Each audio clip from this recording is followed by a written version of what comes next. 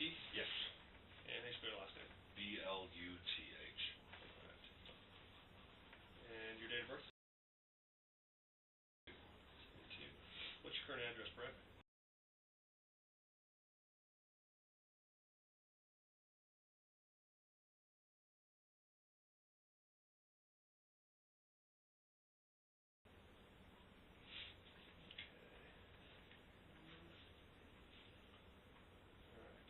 So, tell me the reason why you're here to talk to me today, Brett. Probably when I heard about it, I was pretty impacted by maybe not having come out with it when it happened. So I just kind of thought, well, if I have anything that could support her now, or this victim, or all of them, I'd be happy to give that. I mean, that would actually have a lot of meaning for me. Okay. So go ahead and just tell me how you found out about what's going on and about how I found out about this victim. It was just in the newspaper. I think it was in January. Okay. Actually, a friend told me about it. And then I called the attorney. I tracked him down and left a couple messages with him. And we never ever connected. He tried to call me back. I was out of the country for a while. And I just, about a week ago, I was like, I'm going to try him one more time, see where things were at. So I called him, and he called me back, and then he connected me with you. So that's how this got started again. so a friend, what's your friend's name that told you about this? Laurie Meekum saw it in the newspaper. And what did she see? The article that said that he had been arrested and what the charges were. And he, when you say he, who are you talking about? Dr. David Hamblin. Okay. So she saw an article about Hamblin being arrested, and she told you about that. Did you read the article? Yes. You did? Okay. And why would she have told you about that? She knew what had happened to me. Okay. All right. So you're saying that something's happened to you. Tell me from the beginning. Okay. What's happened? I think it was 93, I'm pretty sure. And I actually have some records that I couldn't get to before I got here, so I may be able to provide you a little bit better dates. And I have financial records for the payments that went to him. Okay. So we know we can use those as start times and finish times. Okay. So I am gay, and I came out to my bishop when I was 23 in Alpine, where I was living with my parents. Okay. And he told me to go see Dr. Hamblin. He made the referral. And I was told that David was having a lot of success.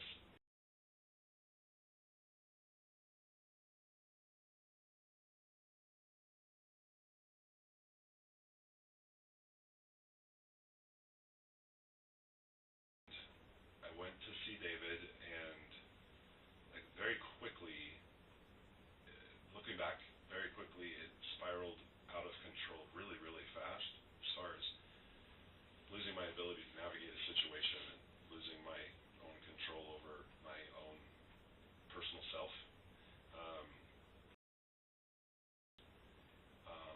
Like within a matter of weeks, I was diagnosed, and stemming from ritualistic child abuse from when I was a child from people in my church. Looking back, like none of it was of my coming from me, it was coming from him. That went on for a really long time, like almost a year, and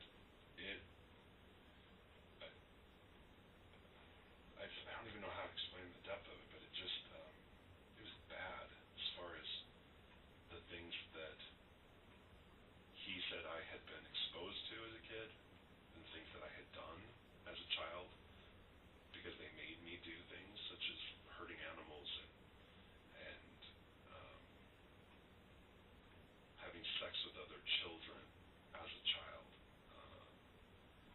The type of abuse, like how they abused me, and let me be clear, I don't believe any of this happened to me as a child. But the series of abuses were sexual abuse and torture, and I believed it, and my family believed it. My parents got involved. This bishop got involved, would come to my sessions, and there would be, um, he would use, are you Mormon by chance? Mm-hmm. He would use the priesthood to heal me of all of these things, to like the personalities that that I had. He would use the priesthood to cut them off, and the bishop got involved with that. So it was a very, very delicate, very, very twisted process that I believe David Dr. Hamblin uses on people, to then get what he wants later. About a year into it, he started making suggestions that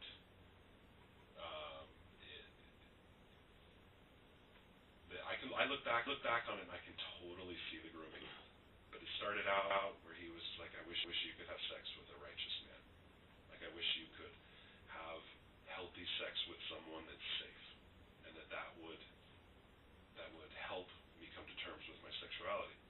And it grew a little bit more to the biggest story of the entire thing that it took him a long time to convince me of, that I had supposedly ingested the sperm of these evil men when I was a child, and then they had domination over me because of that my cells had grown, so they were always going to be a part of my body. And he started suggesting that his sperm would undo that. His healthy, righteous sperm would then counteract theirs.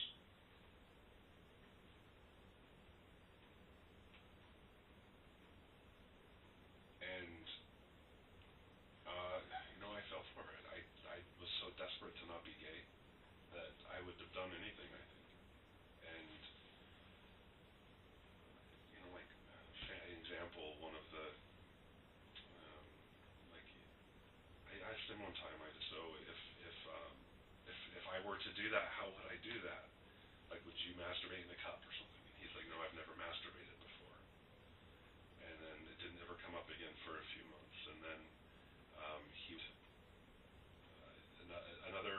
I'll come back to that one. Another story that he had was that when I was a child, the reason I was gay, this is what he said, the reason I was gay was that, am I giving you too much detail? No. Okay. You're fine.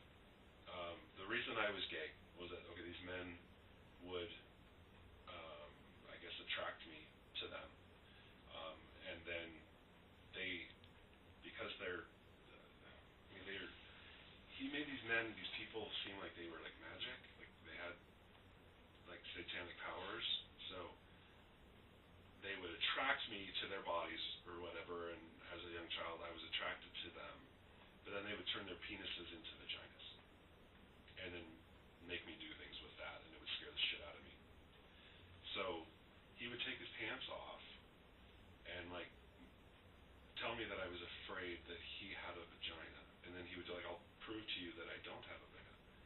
So he would take his pants off, and he would have me touch him, and like one time even he tucked his penis and his testicles between his legs, and it actually looked like a vagina, and he's like, they were never magic, this is what they did. They would just tuck them in between their legs. And so that was a big part of his grooming. Those two stories were a big part that took a really, really long time to go anywhere physically. Like the vagina story, before he ever pulled his pants down, that there was a lot of backup hypnosis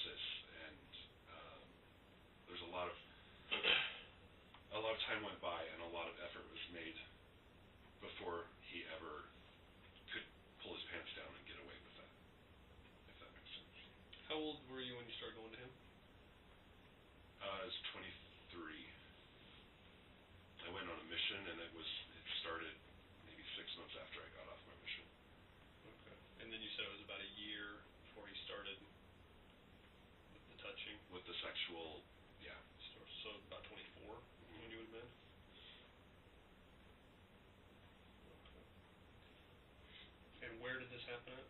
Happened in his office. It was like his home and his office. His family didn't live there. His family lived Spring City. Okay. And what city was that in? His office? Yeah. Provo. Do you know where it was at, or? It's on that street that goes up to the temple. But what's the street that runs in front of the? I used to live down here. What's the street that runs in front of the stadium? Goes north and south. University Avenue? Yeah. Okay, so if you're going north, you pass the stadium and it's a few lights ahead, and you would make a right-hand turn to go east, and that goes up to the temple. Uh-huh. Right there, not far off of University, Okay. is where it was. What did the house look like, or the office? It's like a ranch style. It was divided in half. One was because his family did live there off and on. Okay. They would come with him sometimes. You would access it through the back. They never went into the, as far as I know, I never went into the other house, into those living quarters. Okay.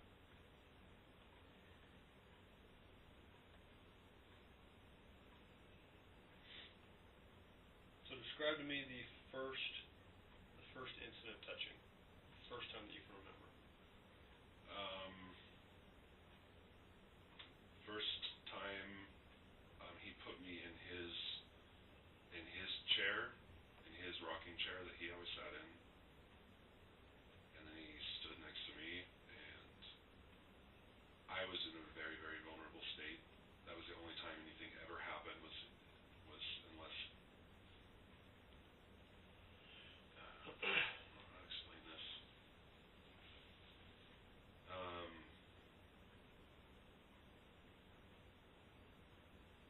I was a mess. I was a mess, and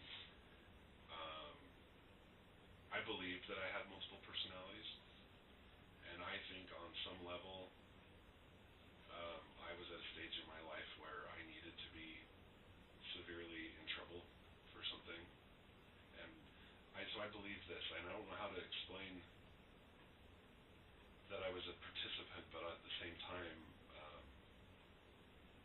I was acting out like I was having multiple personalities. Okay, I guess that's what I need to say. Okay. And I believed it. And it confused the hell out of me. I would ask him. He even said many times, I'd be like, I feel like I'm on a stage and I'm just acting out. And he was like, that's what they programmed you to believe. And this is how they control you even still. Every time you remember, it comes up for you, and then you fall apart, and these personalities start talking. So that's where I was at. So I had been on the sofa, freaking out, crying. He was using the priesthood, all this weird stuff. And then he put me in his chair. He stood next to me, and he said, I want to prove to you that I don't have a vagina. And so I wasn't even looking at him. I was afraid to look at him. He pulled his pants down, pulled his garments down. And I don't even think I looked at him. I think I was so freaked out that I just kind of was like huddled over to the side. Although I know he did pull his pants down because I did. I remember seeing. But nothing happened that time. That was all. He just showed me. Did you see his penis? Yes. But there was no touching? No.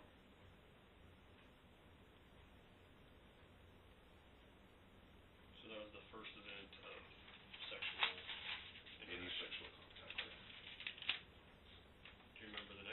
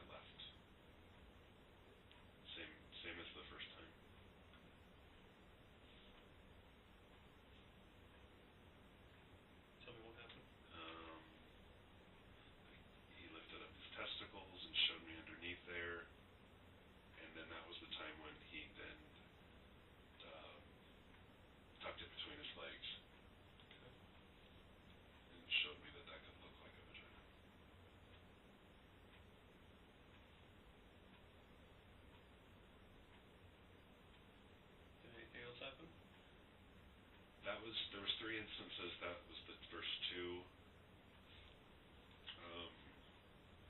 There was other instances of I was more situations of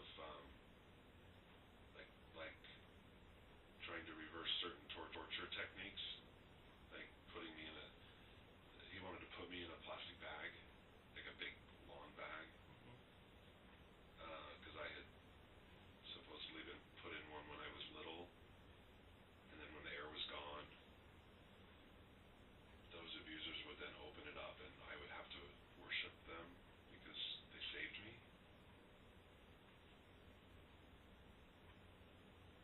That was the story that um, that was the story that came out about that, and he would want to reverse that by putting me in a bag, and I would never allow that. It never ever freaked me out. So we really only spoke about it. He never brought the bag with him. Okay. I don't know if that's that's all I know about that one. Okay. You said, so there was 3 incidents? And the third one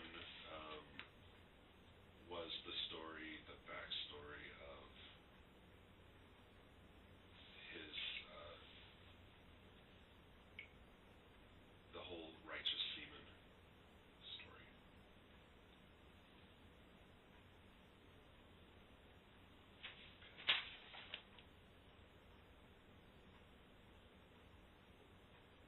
Tell me what happened with that one. Where were you at? I was on the sofa, and he was sitting to my left, and the topic hadn't come up for a long time, and I was really, really upset, and his words were, "Do you want some of my fluid?" And I did and I didn't. I mean, that's where this gets really complicated and confusing for me personally. He unzipped his pants, pulled his penis out, and he put his hand behind my head, because I was definitely shaking and scared. So he put his Like this. hand on the back of your head? And told me it was okay, and then put my face in his crotch, and I started. And then I stopped. When you say started, this might be hard to do. Oral you, sex. Give me, okay. Yeah.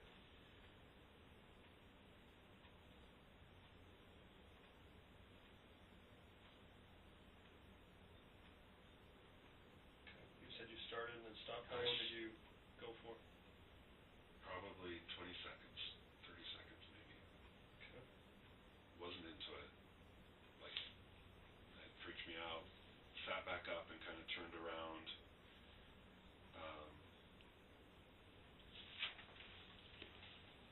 And then he did it again. What did you do?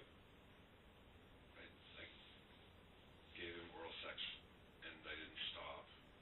And his next patients came in outside in the waiting room. So he told me that we had to be quiet. And then he came, and he said, "I make a lot, don't I?" Is what he said to me. When you say came, you mean ejaculated? And where did he ejaculate? In my mouth.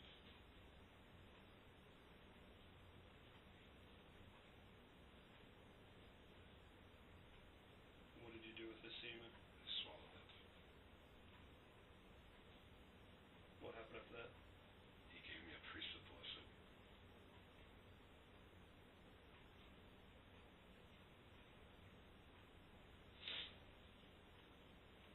And told the sperm what to do to counteract all the other stuff and to go out into my cells and grow my muscles.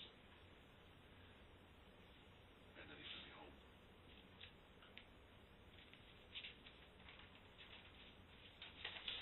So those are the only 3 sexual interactions that you had with David Hamlin. And those were when you were about 24 years old here in Provo at his office. Yes, all of them in the same place.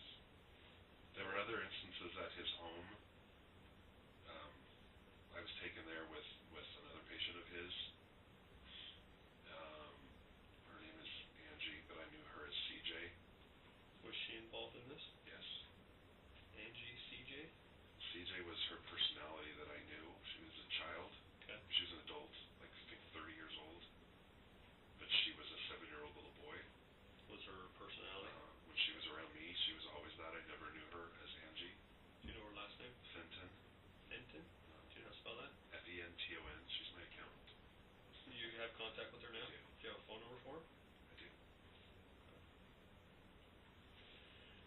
Can I get that from you? Right now or after? If you got it right now, would be good, just so I don't forget coming back to it, yeah. Your accountant, huh? And Angie still believes that this all happened, so she needs to be treated delicately. She was not abused, I do know that. Because she was very hurt when she found out that she was the only one that wasn't. Not abused by who? David. So she was not abused She by was him. not abused by him. When you say she's the only one that wasn't, who do you know that was? I don't know, I've heard rumor. I'll tell you that after. I'll tell you what happened and in a weird way how I met other people. Okay. Or became aware that it was happening to other people, which influenced my actually reporting it. Okay. I'll just do that at the end. Is Angie aware of anything that's happened to other people? I don't know if she knows that he's arrested. I haven't spoken with her, and I mean she is my business accountant, but I don't run that end of my company, so I don't have any interaction with her. New message from Leslie Avon.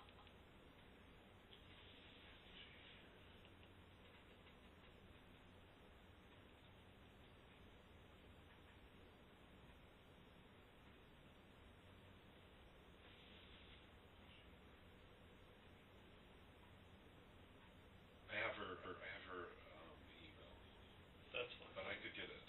Do you want her email? Yeah, let's do that.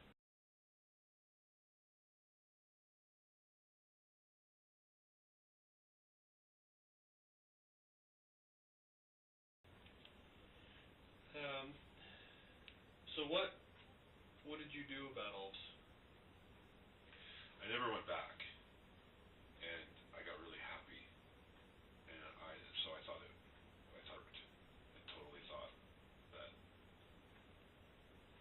it worked, doing that with him, and I also freaked out. I was still Mormon, and that was my first sexual experience, and I was having lots of problems, but I never told anybody about it.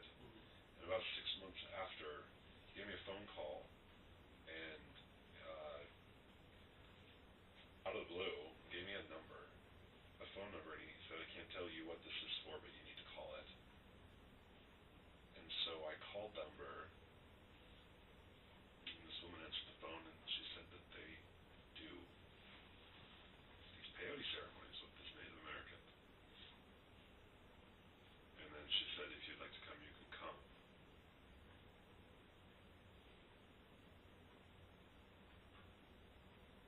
Did you go? I did go. Where was it at? I don't remember. It was at a house in Orem. Tell me about the ceremony. There was like maybe 25 people there.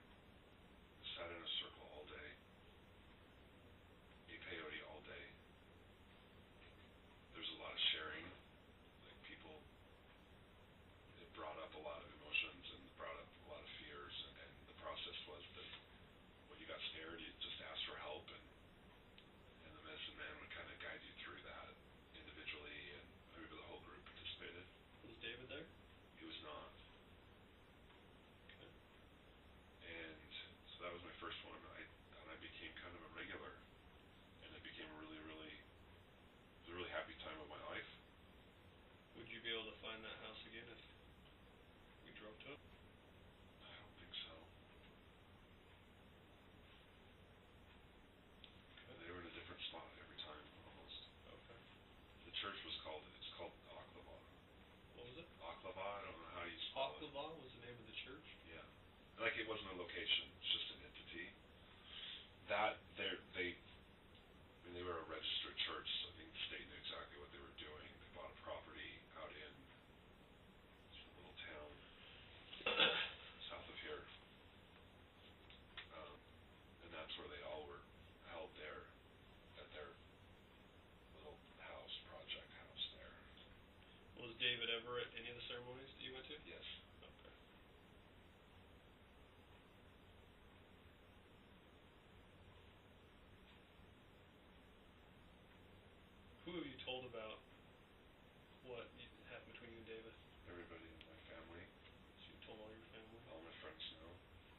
most of my friends currently are people that I met at that group. And that stopped a long, long time ago, but the friendship stayed. Have you talked to David about this? After these things happened, do you have a conversation with him? About my experiences in his office or with peyote? About? My first conversation I had with him is I went to a peyote ceremony with it was a different group of people, a different peyote group. And this was run by this guy named Don Andreas, like this 95-year-old Mexican guy. Okay. And I was invited to one of his, and David was there. And it freaked the shit out of me. And I didn't say anything. And in the morning, it went all night long, and in the morning the group, it disbanded for some reason. Something weird happened. And I was left there, my ride left me, and I was left there with him and four other people. And we were too high to drive. So they were my ride home, so we were just gonna hang out until it was safe. And like he said, I asked him how his family was, and he goes, okay, fine, I'm just gonna let everybody here know Brett and I had a sexual experience together. And I was like, I didn't even ask you. I didn't say that. I asked you how your family was. Who was there for that? I could get you names. Galen Nebeker was there. So I have contact with? I could get contact with him. Galen Nebeker. Shauna Nebeker, his wife. Shauna Nebeker? A guy named...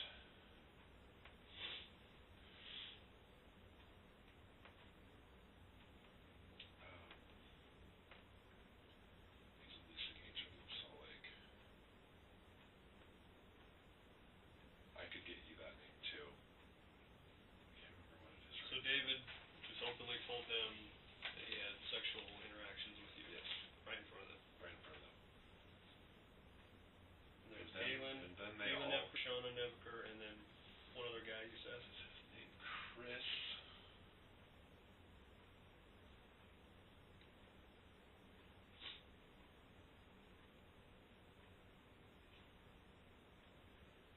He has a name similar to someone else I know, and I call him on accident all the time. But one of my really good friends knows him very well. Okay. And I could... Was there anybody else there besides those three? This girl he was dating, but I don't know who she was. This name I don't have for you right now. His girlfriend was there. Okay. So there's the four of them, and then you and David? Okay. How did they act when he said that? They all did some freaky thing with me, and like David, he brought all of his stuff. I mean, like he pulled me back into it and had me put my head in his lap while they all like put their hands on me. It was just really weird, and I just shut down. I was so that peyote just like that. It was a very weird situation. Okay. So he had you put your head in David's lap, and the others all put their hands on you, and they were doing some sort of... just kind of praying over me or something. It was just a really weird situation. But I know those other people very, very well. So I'm not concerned about them. I think they were just kind of caught up in the weirdness at the moment. Okay.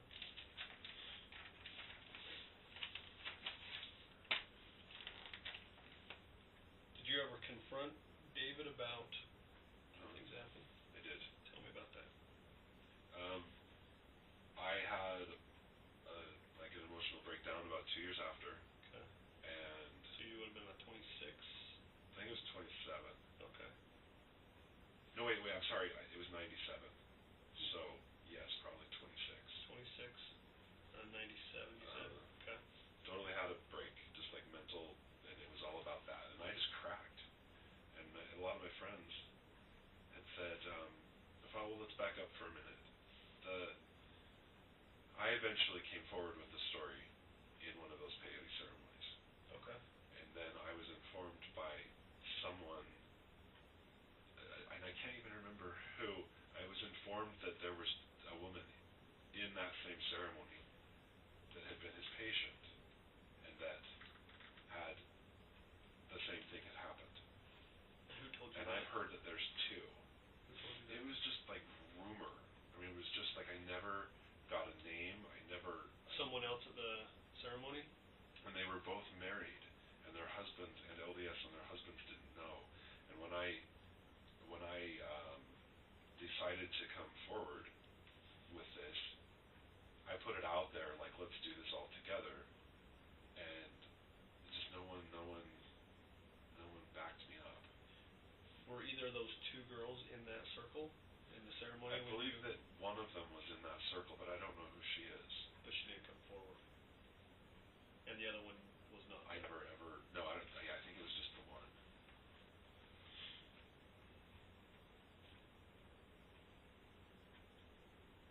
Okay. So then what happened when you were 26 and you had the breakdown? I told my father, and we kind of created a plan that we'd go confront David in his office. I called my bishop. His name is Conrad Gottfredson, and he would be a good person for you to talk to. Bishop, tell me that name one more time. Conrad Gottfredson, Gottfredson. Where's he? He's in Alpine. Alpine. I don't have a phone number for him, but I can get it from the church. Okay. He's LDS bishop. He's a stake president there now. Okay. So you make this plan to confront David at his office. I asked the bishop to come, and he didn't Okay. want to get involved. So myself and my dad, Joe Benyon, he's a famous potter up in Spring City and a neighbor of David Hamblin. Joe Benyon? Uh-huh. Okay. Joe's a good friend of his, and Joe was someone I did a lot of peyote with. I met him there at those groups. And he's an LDS guy. Friend of David. And he watched... You say friend of David or neighbor? Neighbor and friend. Probably best friends. Okay. But he watched David spiral down. He watched this whole thing kind of happen and heard rumor about these things going on, but didn't ever know proof or anything like that. So he supported me. He set the schedule. I mean, he set the appointment with David, and we kind of tricked him. Joe told him he was just going to bring lunch by, and he brought me and my dad with him. Okay. And confronted him in his office where it happened. What's your dad's name? Oscar Daniel Bluth. Where's he living at now? Alpine. So you set up this meeting, you go to his office, and so it's you, your dad Oscar, and Joe, Uh-huh. and David. Is anyone else there? Yeah, David's bishop happened to knock on the door. What's his name? I don't know. Okay. What happened then?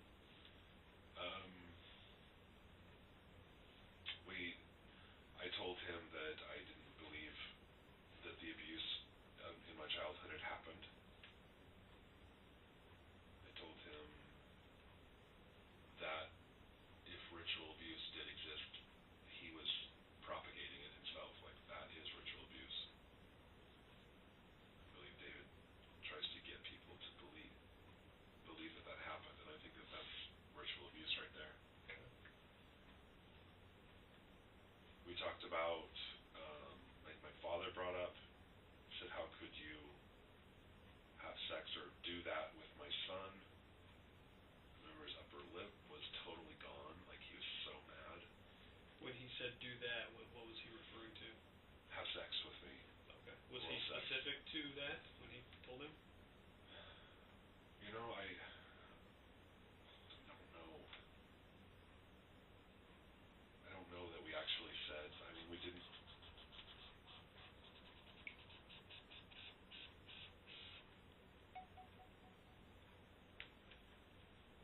He said, how could you do that with my son? But we didn't go through and go, you know, you gave him oral sex and you shouldn't have done this. I mean, we didn't list out that kind of stuff. But was it known in the conversation as to the specific of sexual? Yes, because and David had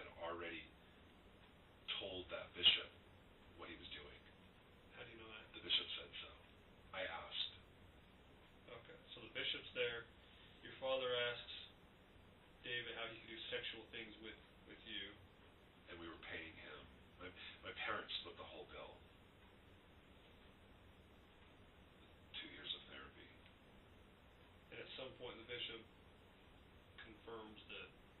That he had already been aware that things were going on.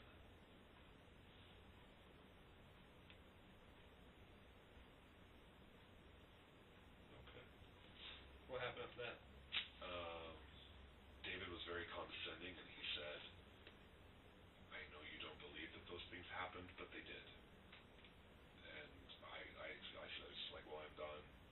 And I said, you have 5 days to turn yourself into Doppel, or I will.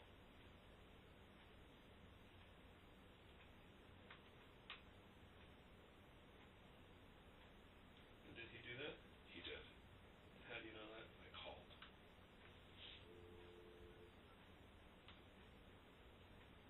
What was his punishment when he called Doppel?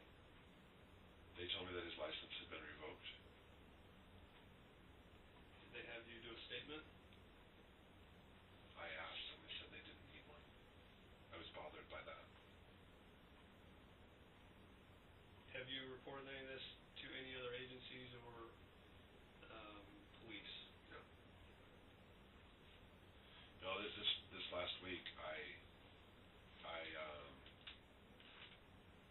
met with Conrad Gottfredson, Mm-hmm. and because I've been pretty pissed at him that he didn't back me up, and he kind of was really involved in it, and we had a really nice meeting, and he said, you know, I didn't show up for that meeting with David. I should have.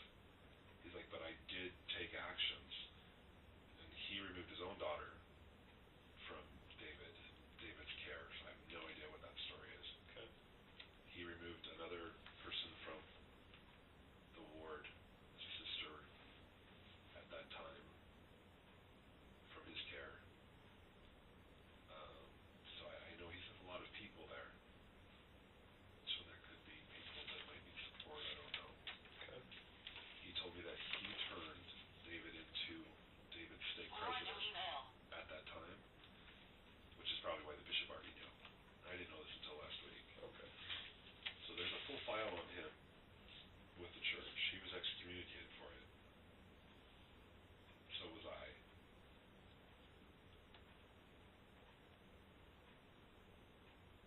So it was reported David stake president by your bishop.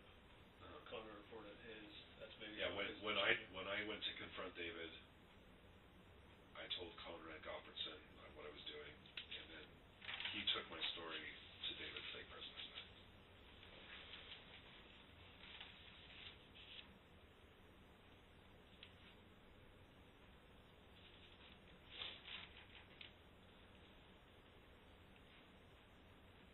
Have you had any interaction with David since that incident? No. I've never seen him again. I'm going to review some of this information just to make sure I understand what you told me. So originally, a friend had told you that David Hamlin was arrested. She had seen a news story, and she was aware of your history with him. So she had told you, you looked at the article, you had tried to contact the attorney that was over the case, couldn't get a hold of him until you finally came in contact and referred you to me, correct? And you felt that due to things that you believe happened to you, that you should come forward for the other victims, the case that you saw in the news. Yes. Is that correct? Correct. Okay. About when you were 23, 1993, around that year, you came out and said that you were homosexual. You talked to your bishop, and your bishop is the one that referred you to Dr. David Hamlin. Yes. Okay. You went there for about a year. When you were 24, and you would go to his office here in Provo. Yep. Okay. When you were 24, there was an incident where you were sitting in his rocking chair, David's rocking chair. He was standing next to you, and he had pulled his pants down. There was no touching, but you did see his. Yes. That's accurate. You said there was a second incident, same location in Provo, where you were sitting in David's rocking chair. He was standing next to you, but this time he took your hand and placed it on David's penis. Yes. Okay. And he began to get an erection. Yes. Or hard, and he told you that lifted his testicles and showed you underneath, and then he tucked his genitals between his legs to make it look like a vagina. Yes. Okay. He talked to you about an incident, or wanting to put you in a plastic bag to help with remove the torture techniques or things that you went through as a child, correct? Mm-hmm. The third incident was you were on David's sofa, and he asked, "Do you want some of my fluid?" Mm-hmm. He unzipped his pants. David exposed his penis, and he put his hand on the back of your head and pushed you down towards his penis to perform oral sex, at which you started and stopped after about 20 to 30 seconds. Yes. He then did that same thing again, pushing your head down, and you performed oral sex. Some patients came into the waiting area. He told you to be quiet, that you guys need to be quiet, and he ejaculated in your mouth, in which you swallowed that. Yes. And then he gave you a priesthood blessing.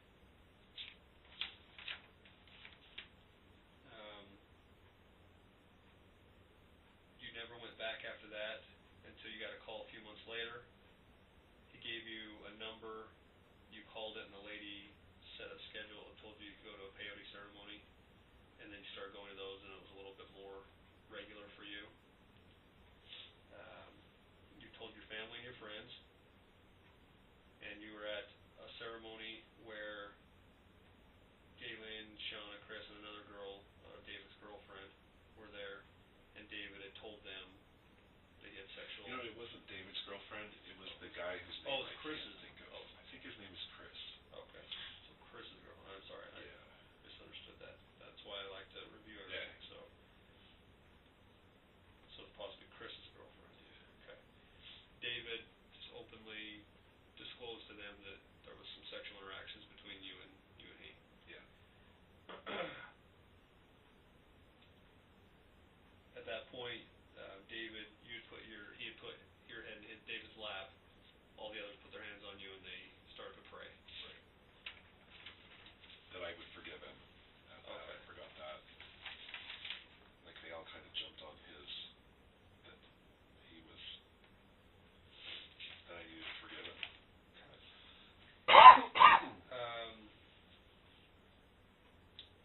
You had heard in one of the ceremonies that there were two other female victims, one of which was not there, one you believed was, but you didn't know her. You kind of made it an offer for people to come forward and do this together, come out, and the girl never came forward. Correct. Around 1997, when you were about 26 years old, you had a breakdown. You and your father created a plan to confront David in his office. You talked to your bishop, Conrad, which he declined to go to that meeting. You talked to David's friend, Joe. He set up the appointment to kind of trick him, said he's just going to bring him lunch, took you and your father with. David's bishop happened to knock on the door and be present for that meeting. Your dad confronted him and asked him how he could do those sexual things with you. And the bishop, David's bishop, confirmed that he was aware of those things.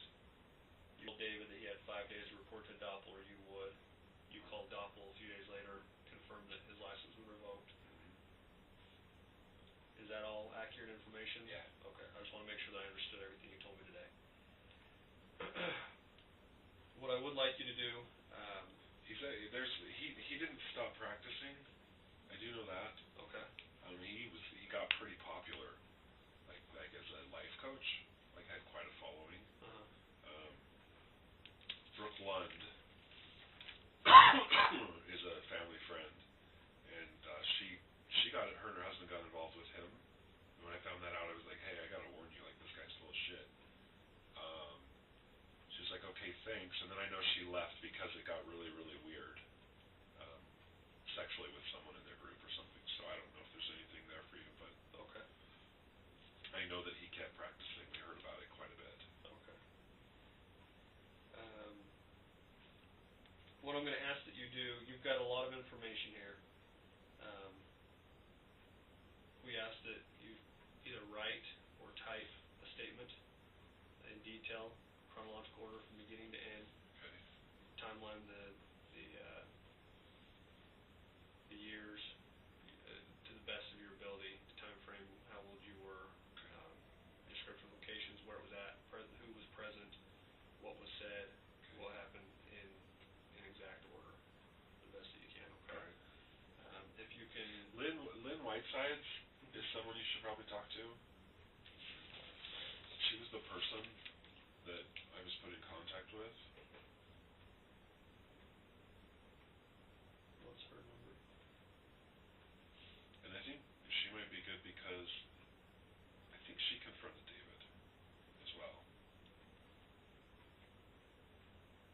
It's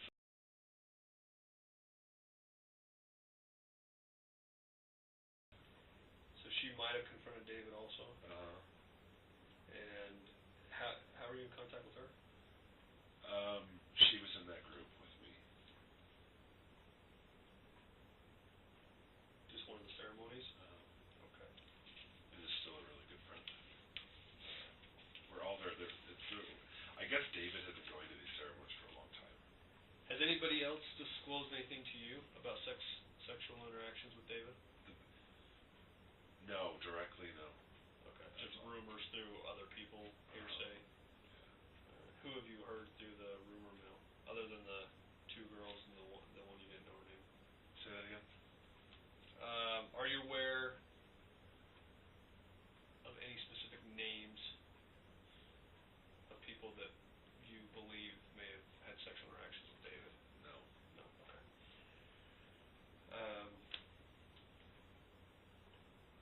What I'll have you do is you can go home. You got a lot of information. Type that statement. Okay. Just make sure on the top it's got the date and time you begin the statement, Okay. your name, address, phone number, date of birth, and then type that statement and print it out. And then I'll have you bring it in, Okay. review that statement with me. I'll make sure that's all information that's accurate and truthful. Okay. And we'll have you notarize it in front of a notary, and we'll Okay. attach that to our case report. All right.